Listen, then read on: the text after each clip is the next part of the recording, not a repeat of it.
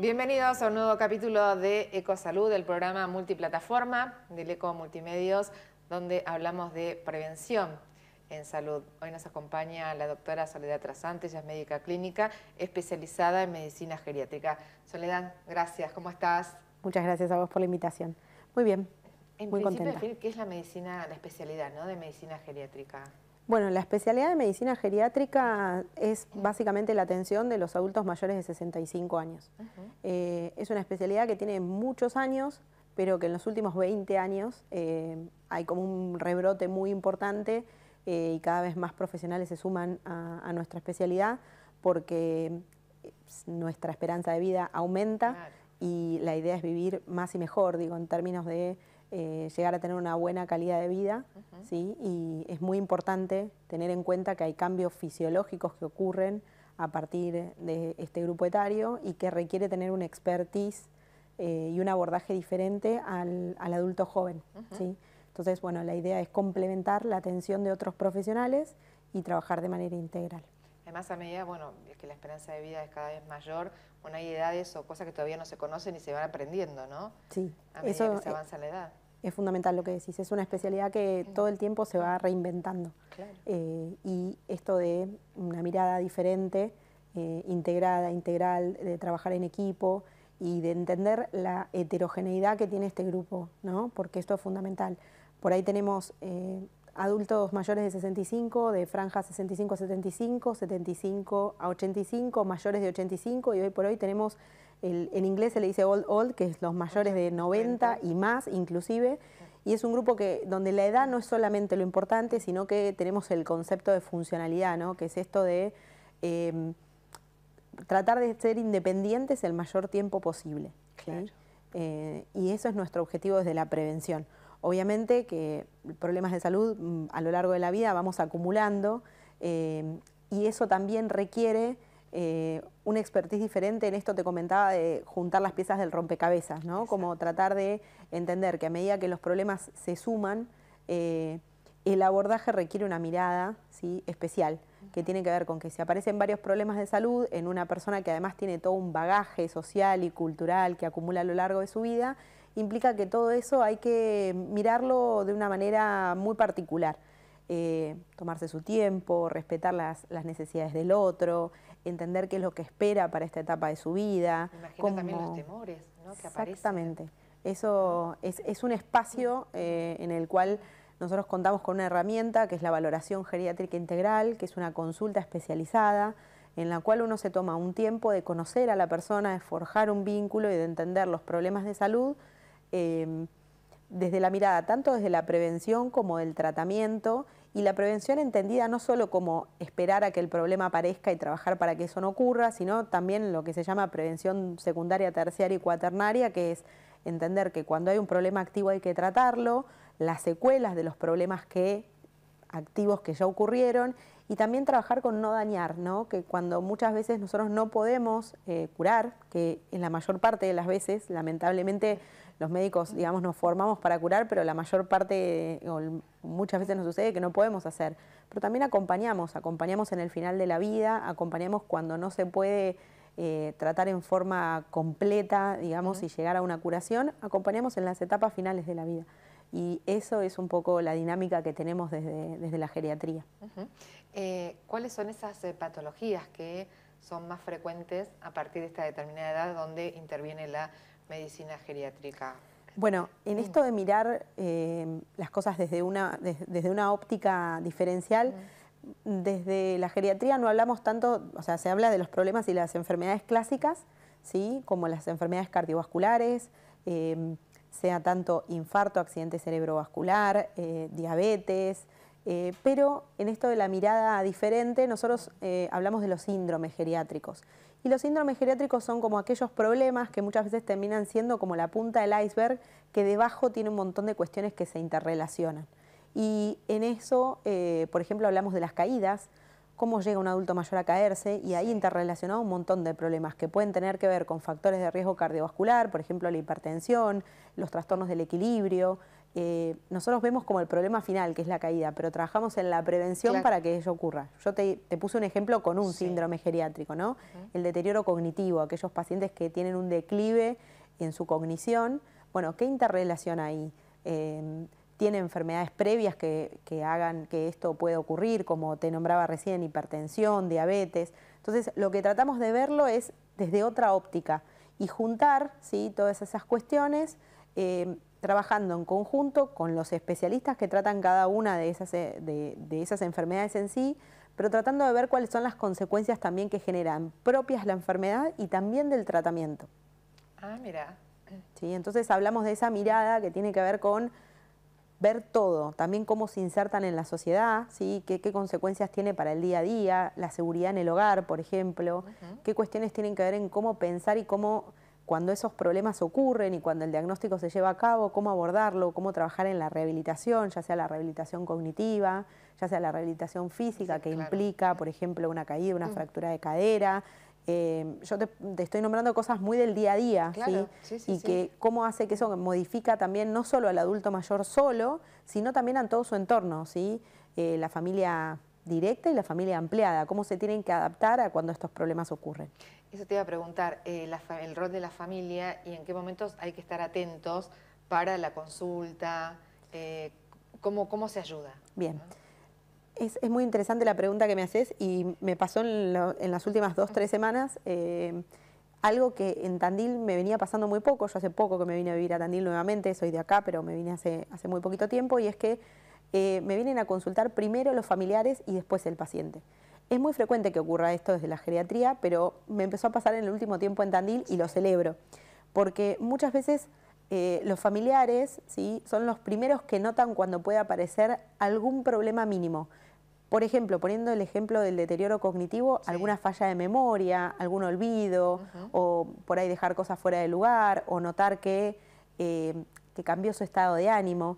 Y por ahí estar atentos a esas cuestiones hace que primero se lo pregunten, y muchas veces cuando confrontan a su familiar, lo primero que ocurre es la negación, ¿sí? Entonces a veces se dificulta el abordaje. Y en ese sentido nosotros también funcionamos como un puente, ¿sí? Muchas veces me vienen a consultar primero los familiares para saber cómo abordar esto o cómo acompañar ante diagnósticos más complejos, como enfermedades oncológicas, en las cuales hay que también trabajar con otros especialistas, pero buscando esto, ¿no?, que la familia pueda tener la contención para acompañar al adulto mayor ante ese tipo de problemas.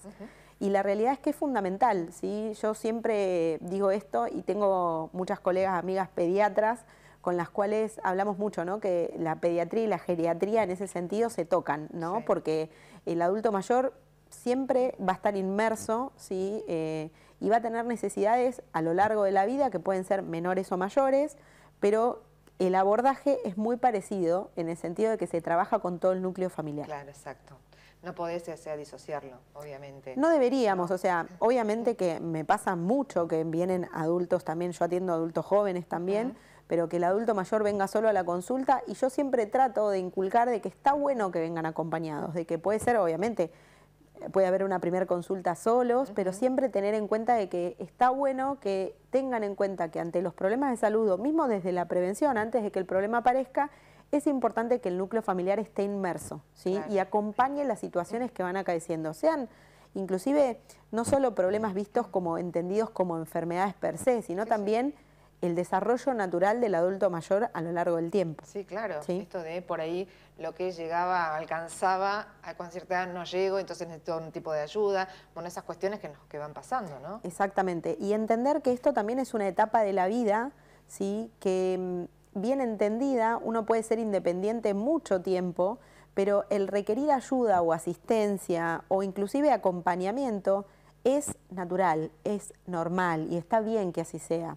Porque también a veces es muy difícil para los adultos mayores, sobre todo cuando atraviesan, digamos, la etapa de la jubilación y demás, entender que son ellos los que no están molestando. Muchas veces me mencionan esto, ¿no? Como, no vengo con mis hijos o con mis nietos porque ellos están ocupados y no los quiero molestar. Y yo siempre les trato de explicar que muchas veces esto es como un panqueque, ¿no? Como ellos criaron a sus hijos, les dieron todo el amor y cuando los tenían que ya sea llevar al jardín o no sé, llevar a la escuela o había algún problema que tuvieran sus hijos, ellos lo hacían naturalmente.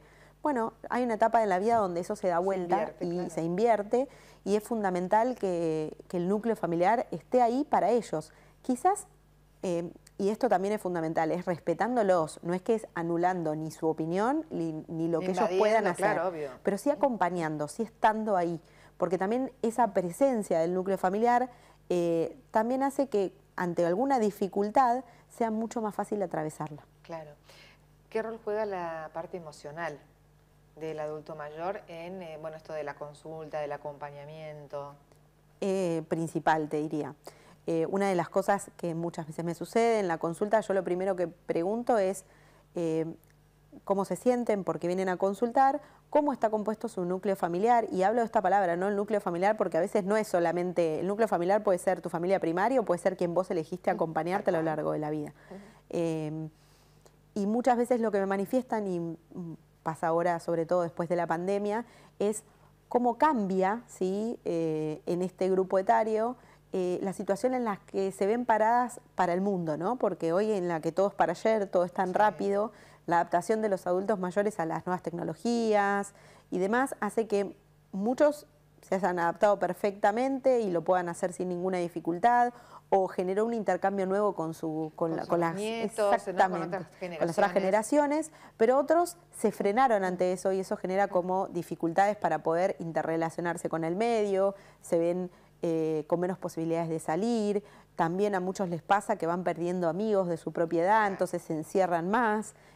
Por suerte hay un montón de alternativas que hoy por hoy se pueden generar, desde videollamadas, teleconsultas, por supuesto que todas las actividades sociales que puedan estar alrededor del adulto mayor van a ayudar a que esto lo puedan atravesar de la mejor manera.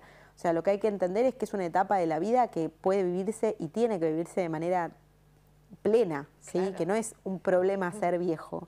Y nombro esa palabra porque hay que hablarlo de esta manera, o sea, la vejez a partir de los 65 años hay un declive, ¿sí? Pero cambia la situación, pero lo que nosotros no buscamos es eso problematizarlo, sino tratar de entender que es una etapa más de la vida, ¿sí? Que van a aparecer dificultades, como en otras etapas también, y que hay que vivirlo con naturalidad, y que cuando aparezcan tenemos que poder afrontarlas. Y que hay que seguir teniendo objetivos. Por supuesto. No es que se termina la vida porque te jubilaste o demás, sino que nada, sigue y podés tener otras, seguir aprendiendo, ¿no? Sí, eso pasa mucho.